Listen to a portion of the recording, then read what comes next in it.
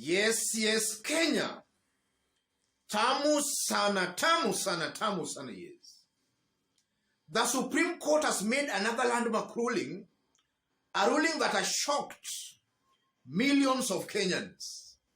So in this video, I want us to have a look at that ruling, after which, as usual, I'll explain why I personally believe that the Supreme Court should be done away with and Chapter 6 of our Constitution should now be struck out from our Constitution because it's not serving its intended purpose.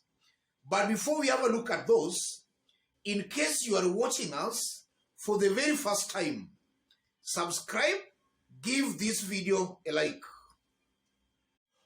Yes. About 1 week to the elections, High Court ordered Rigathi Gachagua to surrender about 200 million Kenya shillings to the state, in that the money was acquired through fraud.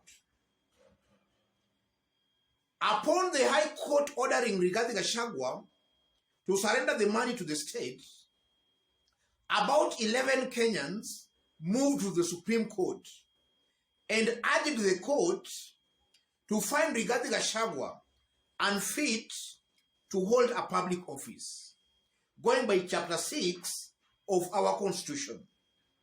So the Supreme Court has made its ruling, and this is the ruling.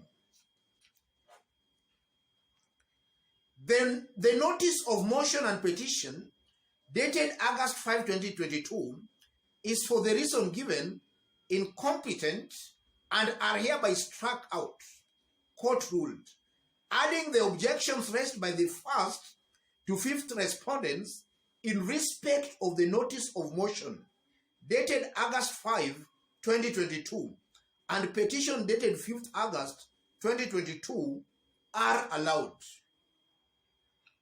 That's the ruling.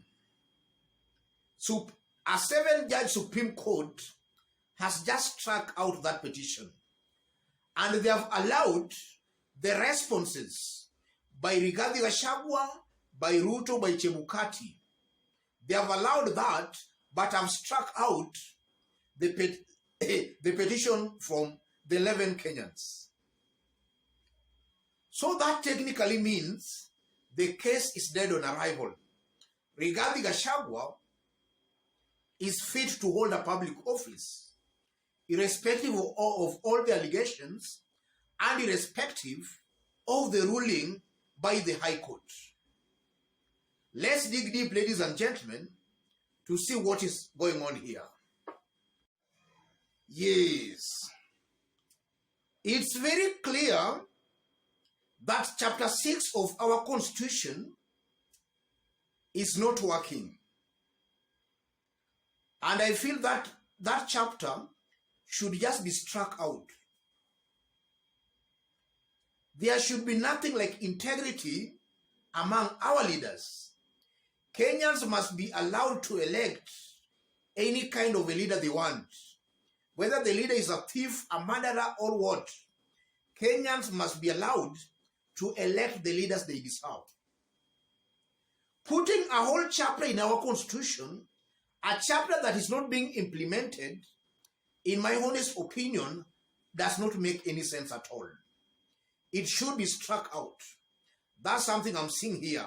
Kenyans must be allowed to elect leaders they deserve. Whether they choose to elect thieves, murderers, that's up to them. Because it's coming out very clearly that the institutions charged with the responsibility of enforcing that Chapter 6 of our Constitution are not willing to enforce that chapter. And it's also very interesting that the apex court, the top court in the land, the court we expected to uphold that law, to abide by the Constitution, is also now giving way to corrupt leaders to assume office. That chapter should be removed from our Constitution. And then secondly, is it worth or is it fair for Kenya's taxpayers to be used to fund a Supreme Court, a court that is not serving its purpose. Because personally I believe that the main aim of the Supreme Court was to deal with very serious and critical issues such as presidential elections and such issues like this one of Rigathi Gachagua.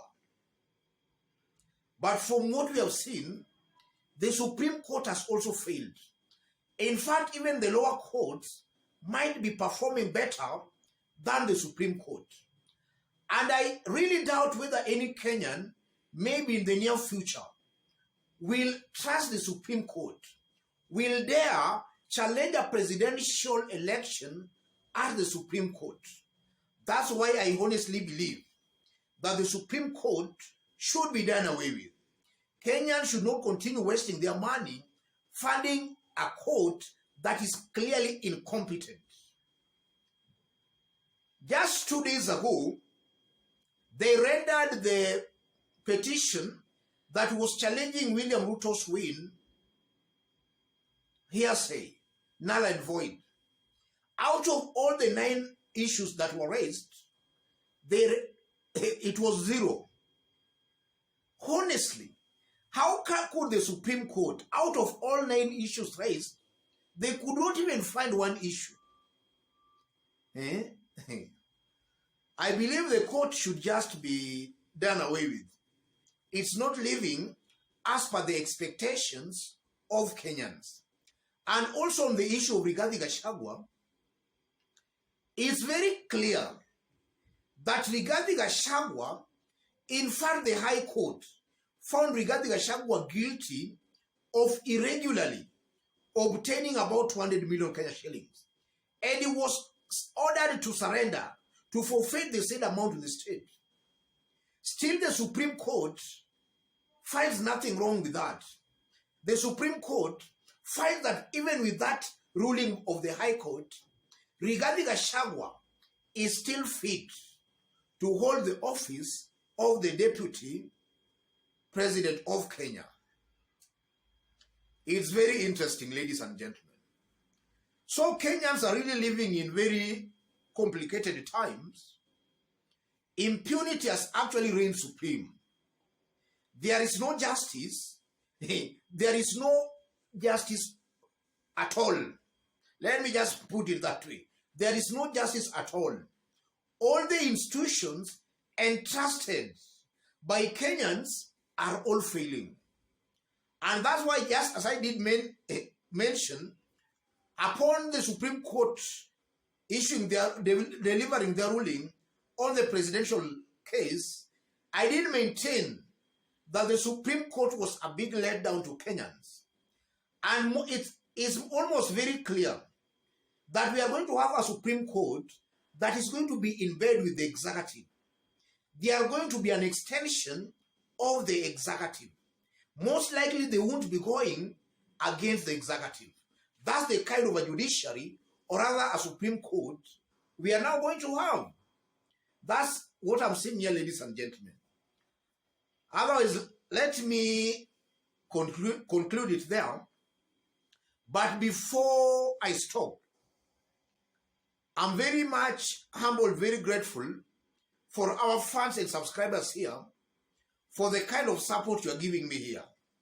God bless you, God bless Kenya. And to any other person who wants to have a chat with me, or to share an information with me, or even to support this channel, I've pinned my number on the comment section. You can contact me through the number. And to any other person watching us outside Kenya, drop a comment, let us know from which part of the globe you are watching us from. And if possible again, subscribe, give this video a like. And to any other person who might be in need of solar energy, contact Power Africa Solar. Power Africa Solar. Just go to Google and Google Power Africa Solar, and you'll have all your solar needs sorted. a very reliable solar energy provider. And we have been recommending quite a number of our funds here. And so far, we have not received any complaint. Contact them for more information. Power Solar Africa. Thank you. God bless you. God bless Kenya. Let's meet in our next analysis.